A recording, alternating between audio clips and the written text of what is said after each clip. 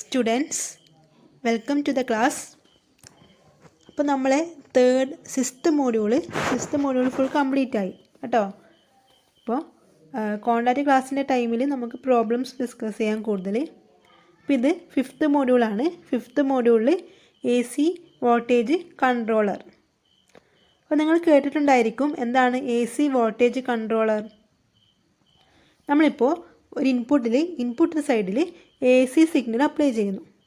ഔട്ട്പുട്ടിൽ AC ആയിട്ട് തന്നെ ഔട്ട്പുട്ടിലും കിട്ടുന്നു.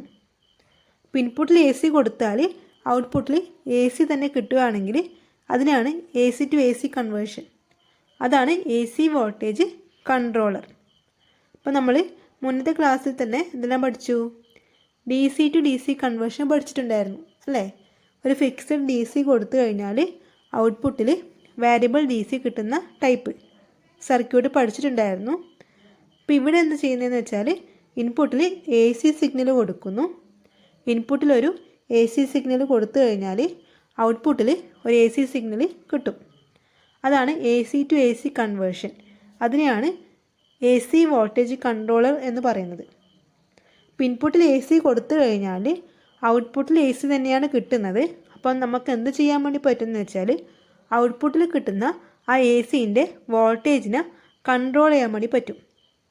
ഓക്കെ, നമ്മളിപ്പോൾ ഇൻപുട്ടിലൊരു AC കൊടുത്തു കഴിഞ്ഞാൽ ഔട്ട്പുട്ടിലും AC തന്നെയാണ് കിട്ടുക. അപ്പോൾ ഔട്ട്പുട്ടിൽ കിട്ടുന്ന ACനെ കൺട്രോൾ ചെയ്യാൻ വേണ്ടി പറ്റും. നമുക്കതിൻ്റെ മാഗ്നിറ്റ്യൂഡ് വോൾട്ടേജിനെ കൺട്രോൾ ചെയ്യാം. അപ്പോൾ അതെങ്ങനെയാണ് കൺട്രോൾ ചെയ്യാൻ പറ്റുക? നമ്മളതിൻ്റെ സർക്യൂട്ട് ഡയഗ്രം ഒന്ന് നോക്കാം. അപ്പോൾ ഇതാണ് ഒരു ടിപ്പിക്കൽ AC വോൾട്ടേജ് കൺട്രോളറിൻ്റെ സർക്യൂട്ട് ഡയഗ്രാം. ഇവിടെ ഒരു ഇൻപുട്ട് സോഴ്സ് വോൾട്ടേജ് ഉണ്ട്. പിന്നെ രണ്ട് തൈറിസ്റ്റേഴ്സ് ഉണ്ട്, T1 ആൻഡ് T2. പിന്നെ ഒരു റെസിസ്റ്റൻസ് ലോഡ് കണക്ട് ചെയ്തിട്ടുണ്ട്. ഇത്രയാണ് ഒരു AC വോൾട്ടേജ് കൺട്രോളർ. ഇതൊരു ഫുൾ വേവ് AC വോൾട്ടേജ് കൺട്രോളറിൻ്റെ സർക്യൂട്ട് ഡയഗ്രാമാണ് വിത്ത് R ലോഡ്.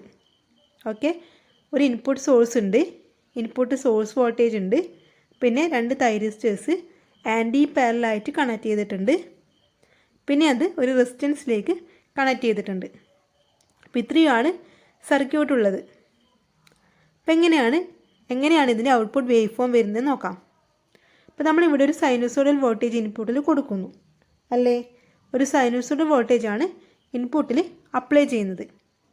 അപ്പോൾ സോഴ്സ് വോൾട്ടേജ് നമുക്ക് VS എന്ന് റെപ്രസെൻ്റ് ചെയ്താൽ അത് ഏതിന് ഈക്വലാണ്? VM സൈൻ ഒമേഗ ടിക്ക് ഈക്വലാണ്. അതെന്ത് ചെയ്യുന്നു? പിന്നെ അതെന്ത് ചെയ്യുന്നു? തൈറിസ്റ്റേഴ്സിലേക്ക് അപ്ലൈ ചെയ്യുന്നു അല്ലേ? Then to load. അപ്പോൾ പോസിറ്റീവ് ഹാഫ് സൈക്കിൾ വരുന്ന സമയത്ത് നമ്മൾ കൊടുക്കുന്ന സോഴ്സ് വോൾട്ടേജിൻ്റെ AC വേവ് അല്ലേ കൊടുക്കുന്നത്? അപ്പം AC വേവിൻ്റെ പോസിറ്റീവ് ഹാഫ് സൈക്കിൾ വരുന്ന ടൈമിൽ തൈറിസ്റ്റർ T1 കണ്ടക്ട് ചെയ്യും അല്ലേ? പോസിറ്റീവ് ഹാഫ് സൈക്കിൾ വരുന്ന സമയത്ത് തൈറിസ്റ്റർ T1 ആണ് ഫോർവേഡ് ബയസ്ഡ് ആകുക. അപ്പോൾ തൈറിസ്റ്റർ T1 കണ്ടക്ട് ചെയ്യും. അപ്പോൾ തൈറിസ്റ്റർ ആകുമ്പോൾ അതിനൊരു ഫയറിങ് ആംഗിൾ ഉണ്ടല്ലോ അല്ലേ? തൈറിസ്റ്റർ ആകുമ്പോൾ എന്ത് ചെയ്യാൻ വേണ്ടി പറ്റും? നമുക്കതിനെ കൺട്രോൾ ചെയ്യാൻ വേണ്ടി പറ്റും. ഏത് ഇൻസ്റ്റൻറ്റിലാണ് നമ്മൾ പൾസ് ജനറേറ്റ് ചെയ്യേണ്ടത്, ട്രിഗർ ചെയ്യേണ്ടത് എന്ന് നമുക്ക് കൺട്രോൾ ചെയ്യാൻ വേണ്ടി പറ്റും. അപ്പോൾ നമുക്ക് ഫുൾ സൈക്കിൾ തന്നെ കിട്ടണമെന്നില്ല, നമുക്ക് ആ സൈക്കിളിൻ്റെ മാഗ്നിറ്റ്യൂഡ് കൺട്രോൾ ചെയ്യാൻ വേണ്ടി പറ്റും. എങ്ങനെ കൺട്രോൾ ചെയ്യാം?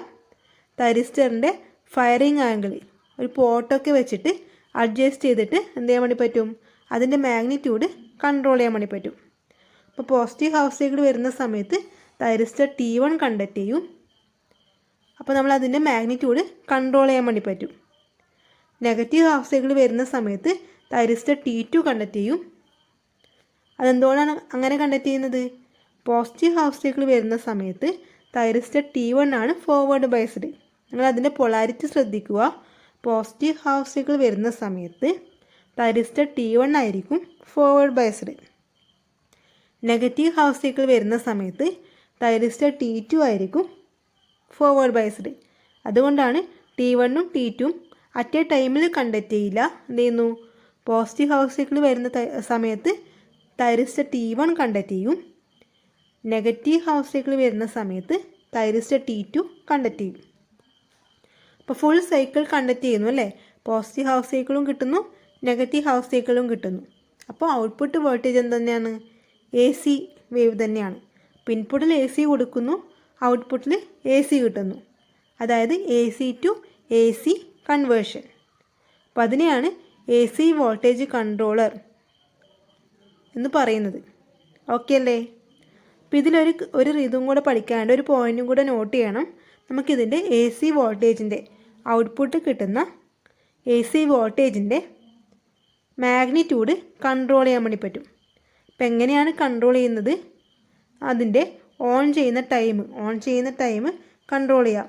ഇവിടെ ശ്രദ്ധിക്കുക, വേവ് ഫോമിൽ ഓൺ ചെയ്യുന്ന ടൈം എവിടെയാണ്? ആൽഫ എന്നൊരു വാല്യൂവിലാണ് ഓൺ ചെയ്യുന്നത് അല്ലേ? നോക്കിയേ, ഫുൾ സൈക്കിളിൽ ഇവിടെ കിട്ടുന്നുണ്ടോ? ഫുൾ സൈക്കിൾ കിട്ടുന്നില്ലല്ലോ. പോസിറ്റീവ് ഹാഫ് സൈക്കിളിൽ തൈറിസ്റ്റർ T1 ആണ് കണ്ടക്ട് ചെയ്യുന്നത് അല്ലേ? പോസിറ്റീവ് ഹാഫ് സൈക്കിളിൽ തൈറിസ്റ്റർ T1 ആണ് കണ്ടക്ട് ചെയ്യുന്നത്.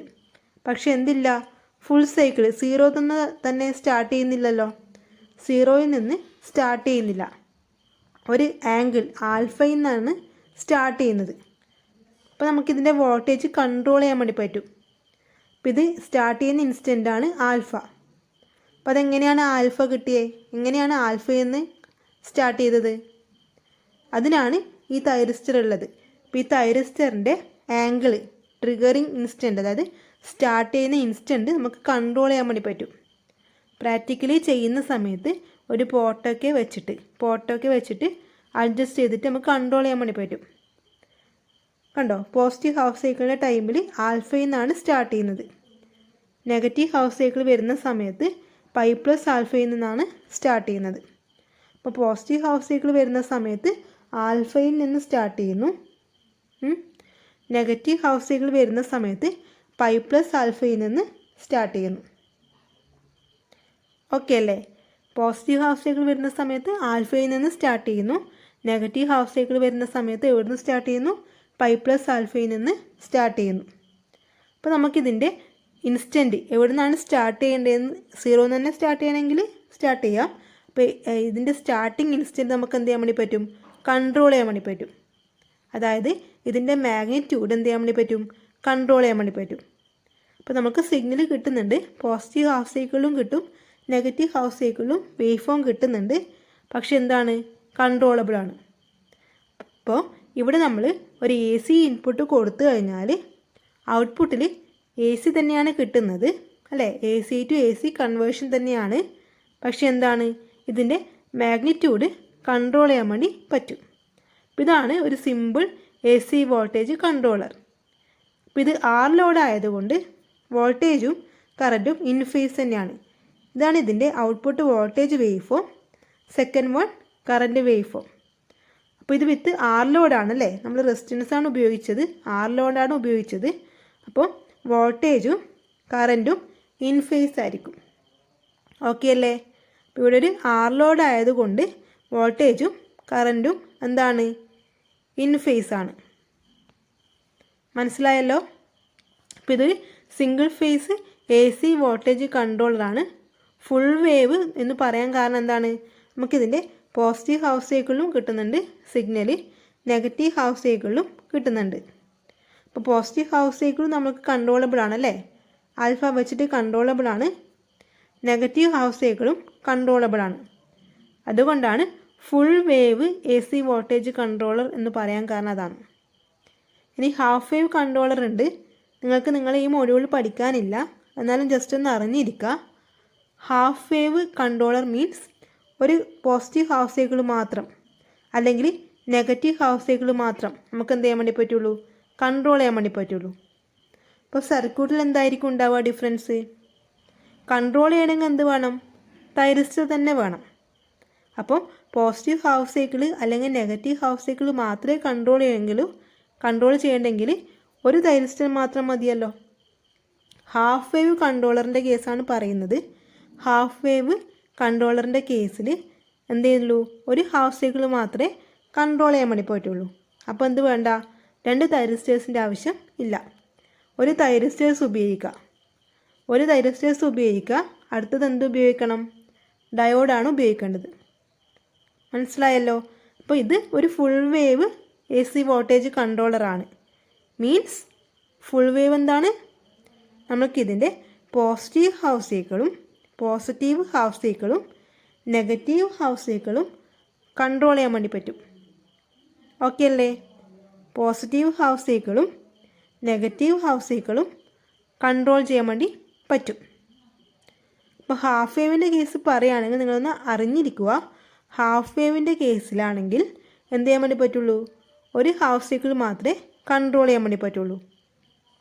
അപ്പോൾ ഒരു ഹാഫ് സൈക്കിൾ മാത്രം കൺട്രോൾ ചെയ്യുക മീൻസ് ഒരു തൈരിസ്റ്റർ മാത്രം ഉപയോഗിക്കുക. അപ്പോൾ അടുത്ത ടെർമിനലിൽ എന്തുപയോഗിക്കണം? ഒരു ഡയോഡ് ഉപയോഗിക്കുക. അപ്പോൾ 2 തൈരിസ്റ്റേഴ്സ് ഉപയോഗിക്കുന്നുണ്ടെങ്കിൽ ഫുൾ വേവ് കൺട്രോളർ ആയിരിക്കും.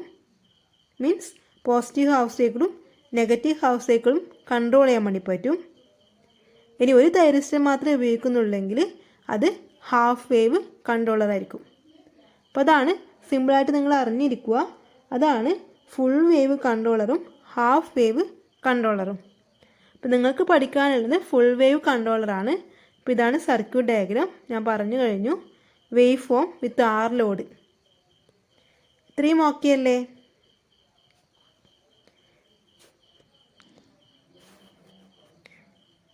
ഇനി നിങ്ങൾക്ക് പഠിക്കാനുള്ളത് expression for RMS output voltage. ഇതിൻ്റെ ഔട്ട്പുട്ട് വോൾട്ടേജിൻ്റെ ഇക്വേഷൻസ് എങ്ങനെയാണ് വരുന്നതെന്ന് നോക്കാം. അത് നമുക്ക് അടുത്ത വീഡിയോസിൽ നോക്കാം.